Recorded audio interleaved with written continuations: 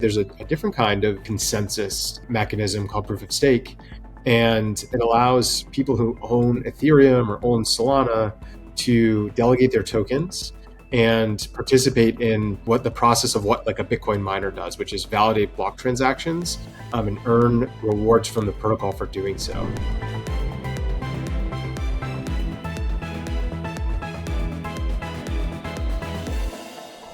Hey folks, Flo here with Blockchain North. Today I'm interviewing Josh Deems, who is head of sales for the Americas at Figment. This interview is part of our collaboration with Boston Blockchain Week, and the whole series is supported by Reserve One. Josh, a warm welcome. Yeah, Flo, thanks for having me on. This is great. Awesome. Well, why don't you start by introducing yourself? You were telling me you've been at Figment for 4 years, which is a long time in crypto, and you're now head of sales America, as I understand. So tell us a little bit about maybe you and then your role. Yeah, feels like multiple decades worth of time. It's crazy that it's only condensed into 4 years. But I lead our go-to-market initiative across the Americas.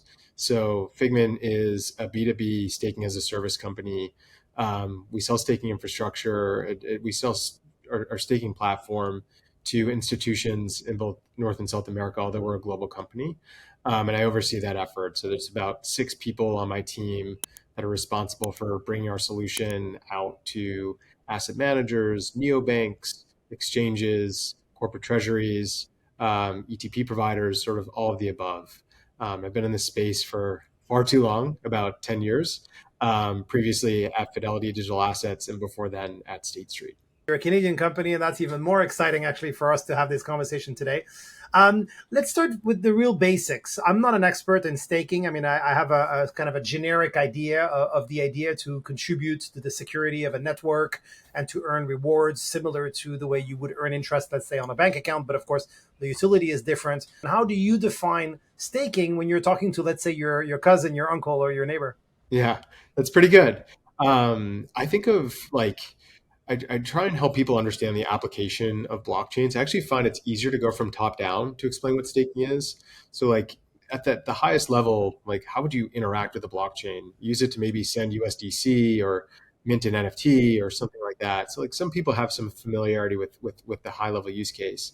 Then you can sort of ask some probing questions like, well, how do you, if you're sending it over a network, like how does that network secure itself and how does that network keep going? It's a decentralized network. It's not controlled by any single person. So what I get to is there's kind of two ways that blockchains secure themselves and like operate. The first is what Bitcoin does, which is proof of work, conversion of energy into computational power, which is a crazy thing for people to try and grasp. But most people have probably heard of what Bitcoin mining is.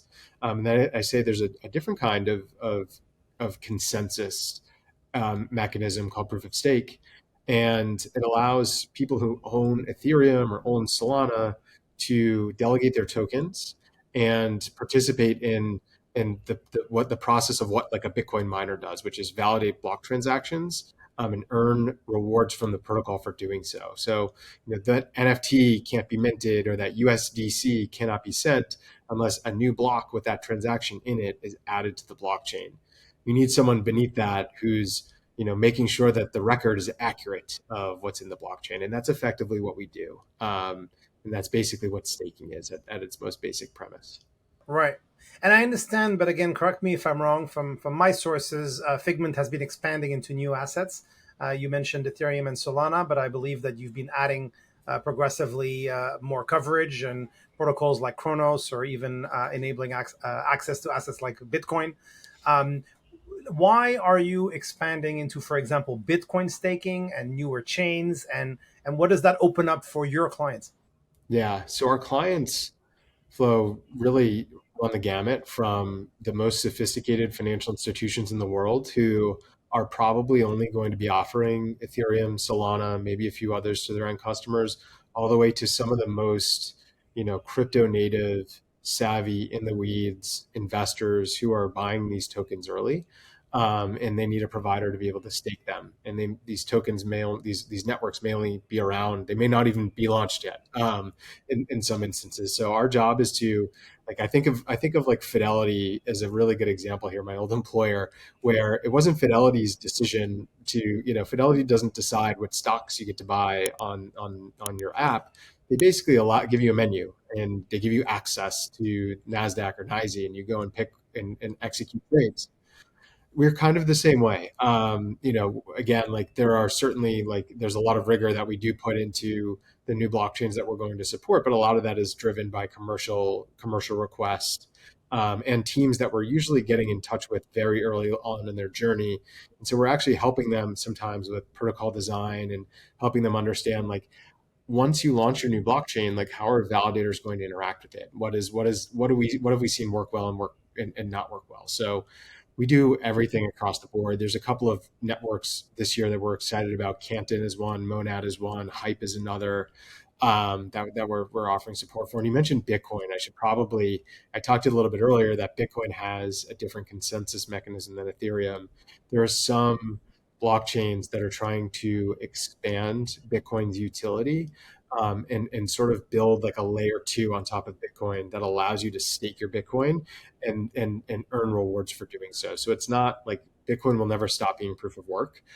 This is just sort of an extension on top of Bitcoin. We have over $1 billion in assets under stake in Bitcoin. So I think we're the largest independent staking provider of Bitcoin in the world, which is not something I ever thought I'd say coming from the Bitcoin space prior to this. But I think it's pretty cool to see the utility of Bitcoin expanded, and a lot of institutional investors, have real interest in participating in these newer networks. August 5th, basically a week from this recording, a week prior, the SEC declared that under fairly narrow conditions, liquid staking activities and receipt tokens would generally not qualify as securities. Obviously, this must be huge news for a company like Figment.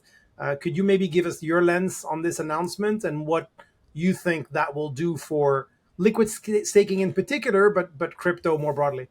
Yeah, and just to parallel the August 5th guidance with the May 29th guidance, where the SEC gave non-binding disclosure that protocol staking as operated by Figment does not violate securities laws as well. So we kind of have two non-binding, kind of regulatory pieces of somewhat clarity. And I say somewhat, kind of loudly because it's non-binding guidance from the SEC.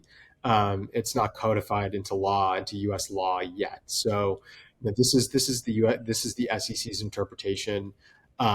We spend a lot of time educating and engaging with regulators in many jurisdictions who've reached out to learn about how this process works so that they can provide the right framework for companies to operate under. I think, in particular, liquid staking opens up a whole host of opportunities if and when larger institutions become more familiar with staking in general. One of the trade-offs is obviously locking up your tokens. Liquid staking allows you to stake your token, earn a portion of the rewards in exchange for a receipt token that allows you to then go participate in DeFi, do other things with that asset that it's effectively unencumbered in the same way that not in the same way that a staked asset you need to unstake, which the process can take a few days depending on what network you're using. So yeah, it's going to open up institutional DeFi, I think, in whole new ways. Like we'll probably see some of the hedge funds and some of the like the less, I would say, like quote unquote regulated entities, especially in the United States, maybe trading vehicles, start to participate. Maybe some market makers start to participate, and over time, maybe we'll see ETPs or large scale asset managers build products that include liquid staking as well. So it definitely unlocks some regulatory clarity. Again, not codified into law yet, but maybe that'll change, over the course of the coming months as the as Capitol Hill starts to contemplate the Clarity Acts. Final question for you, Josh. We ask all of our interviewees what their surest prediction is for the crypto space over the next, let's say, 18 months, because beyond that, who knows? So, what is your most high conviction and perhaps even contrarian kind of prediction for the market? My highest prediction is I mean, this is like kind of easy, but I do think we have a market structure bill in the US that clarifies the role of the SEC and the CFTC. Um, I mean, that's just going to open up so much for larger institutions who want to come in and participate. There are other rules and regulations, not just like securities laws around staking or securities laws around like what a token is, that are preventing some of the larger institutions from playing. So I do think that we will see a globally systemically important bank, a GSIB, like a State Street, a Bank of New York, a Citi, a JP Morgan, someone like that, offer like start to be a real player in this space. I think all of them have sort of dip their toe, some to further extent than others. But I think we'll see one or two of them really take a leading role in terms of being a service provider in the crypto space. So that's bold prediction off of my prediction that I do think we have a market structure bill. I'd say That's the maybe Clarity Act, just to be clear, if anybody's watching, right? yes. And my contrarian prediction is I think we'll see a slowdown in the launch of layer ones. And I think a lot of this corporate treasury pressure is putting a lot of mind share into structuring contracts and structuring public vehicles, and a lot of the mind share is actually not on funding new protocols right now. So I do think we're going to see maybe that gives an opportunity for builders to really spend their time building apps on top of the existing layer ones and maybe less on new layer ones. But I do think we'll see a slowdown in layer ones over the next year. Fascinating. Thank you so much. That last question delivered a very, very insightful answer. Thank you for your time. And I look forward to seeing you perhaps around the time that this interview comes out, maybe a few days later.